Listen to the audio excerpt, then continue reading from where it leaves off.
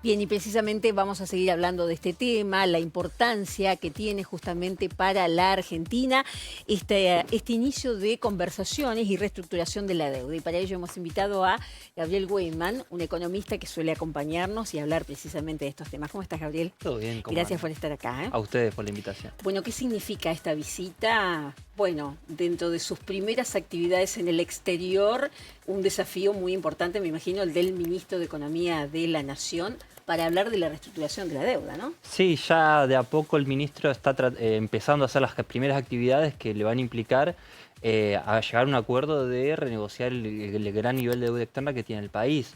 Guzmán pareciera tener un cronograma que va a estar planteado durante el primer trimestre del año, es decir, hasta marzo, en el cual va a tener que llegar a grandes acuerdos porque a partir de abril ya los vencimientos de deuda externa argentina se hacen cuantiosos. Entonces, parece que estas primeras reuniones que está manteniendo son como las primeras actividades en las cuales está tratando de llevar tranquilidad y en busca de consenso para ver un proceso de reestructuración de la deuda argentina, que además ha complicado en alguna medida frente al proceso que encaró la provincia de Buenos Aires, el cual también enfrenta vencimientos, pero previos a lo que se enfrenta el gobierno nacional, es decir, vencimientos ahora en enero, los cuales está tratando de patear en alguna medida hasta mayo, lo que le permitiría acompañar un poco el proceso nacional de reestructuración de la deuda. No es menor el hecho de que ya el presidente de la Nación, Alberto Fernández, dejó muy en claro que hay voluntad de pago. Sí, sí, sí, lo que se está planteando es que hay una clara voluntad de pago, pero que en el cronograma y con los montos que se están planteando actualmente, se hace muy difícil llevarlo a cabo. Entonces, poder cumplir esos compromisos le implicaría a la economía argentina una fuerte restricción y una fuerte caída, lo cual está tratando de evitarse y plantearse que la primera renegociación que se plantee que sea beneficiosa para el proceso de crecimiento argentino, lo cual en alguna medida se ha mencionado que sería un proceso de reperfilar la deuda de acá a 2 años. Entonces, los posibles vencimientos que vengan a continuación, la idea es, por lo menos la parte del capital, poder posponerla durante 2 años e ir cumpliendo con los intereses. ¿De qué se compone esta deuda? Vamos a recordar y a cuánto asciende.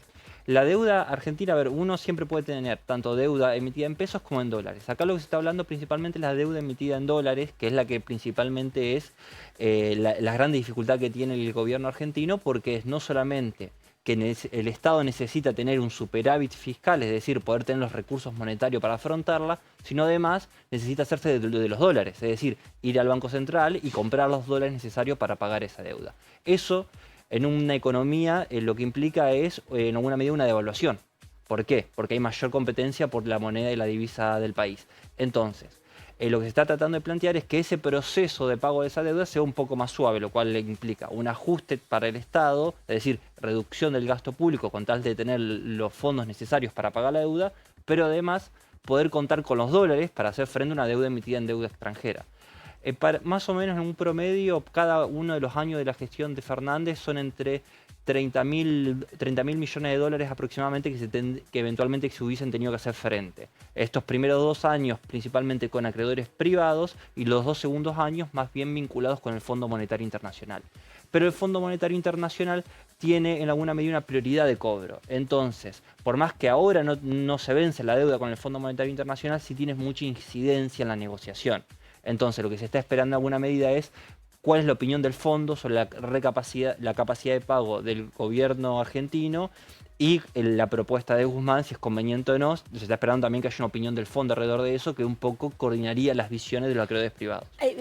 Antes de pasar a otro tema, también no puedo dejar de preguntar, Sí. para justamente las personas que no dominan tanto este tema de la deuda, cómo se conforma, de dónde viene, cómo se inició, con estas declaraciones que ha hecho el expresidente Mauricio Macri en las últimas horas, en los últimos días, donde él reconoce que él le decía a sus funcionarios, dijo Macri, que él conocía el mercado y les decía que no se podía contraer más deuda en dólares. Y según él, sus funcionarios le decían que siga adelante, que siga adelante.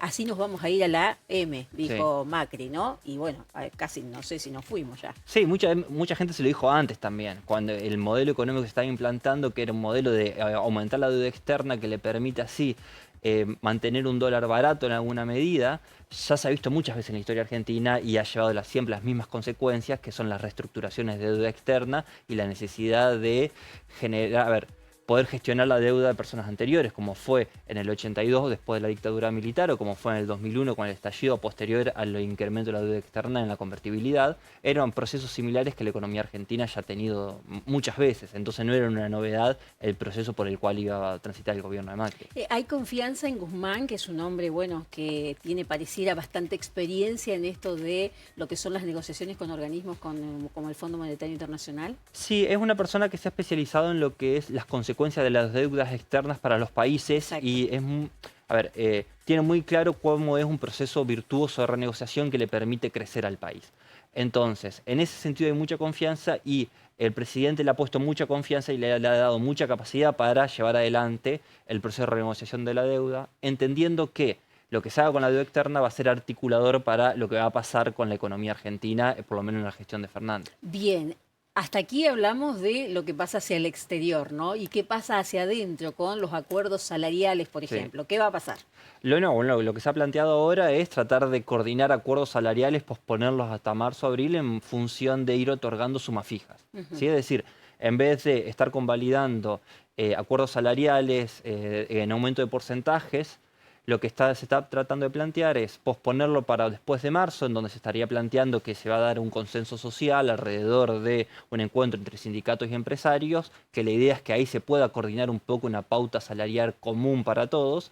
Lo que se está planteando como novedad es tratar de llevarlo hasta marzo con aumentos en cuotas fijas, básicamente, es decir, un monto fijo, con diferentes niveles de incidencia según las escalas salariales o las categorías dentro de cada uno de los convenios. ¿Son como acuerdos a futuros aumentos, algo así? Claro, están ya van a formar parte de la posterior acuerdo de los aumentos salariales con los sindicatos, pero ya lo que implementaría es una capacidad de diferenciar un poco los aumentos salariales de distintas categorías y además controlar un poco esos aumentos, tratando de llevar aflojar un poco a lo que es la indexación de un montón de gastos, que de esta forma puede ser que las personas que mayores ingresos tengan puedan tener menor aumento salarial respecto a las que menores están ganando dentro de cada una de las escalas, y en alguna de esa medida tener una menor incidencia de lo que es la inflación inercial, es decir, que el aumento salarial acompañe el incremento de precios, lo que implica que la inflación se vaya acelerando, lo que implica también una pérdida de poder adquisitivo por parte de los trabajadores. ¿Y al empresario qué le implica esto? Al empresario lo que implica, me parece que en una primera medida es, una incertidumbre respecto a las pautas salariales en pos de pensarlo hasta marzo, ¿sí? Y lo que le puede implicar son, bueno, en primer lugar, un aumento de los costos salariales, pero que ya esté implicado en lo que son los aumentos salariales de los sindicatos. Entonces eso no lo tendría en cuenta.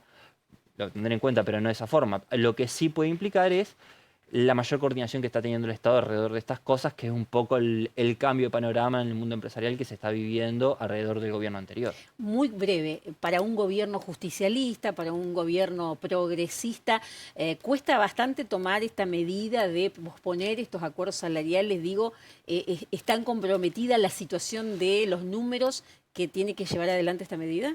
En alguna medida sí, pero porque también se está pensando en una sostenibilidad y una mirada de mediano plazo por lo menos, y no en una cuestión tan inmediata. La situación macroeconómica es muy delicada en el país y creo que hay una clara conciencia de eso. Gabriel Weidman, economista, muchísimas gracias por todos estos conceptos. A ustedes. Gracias. Seguimos.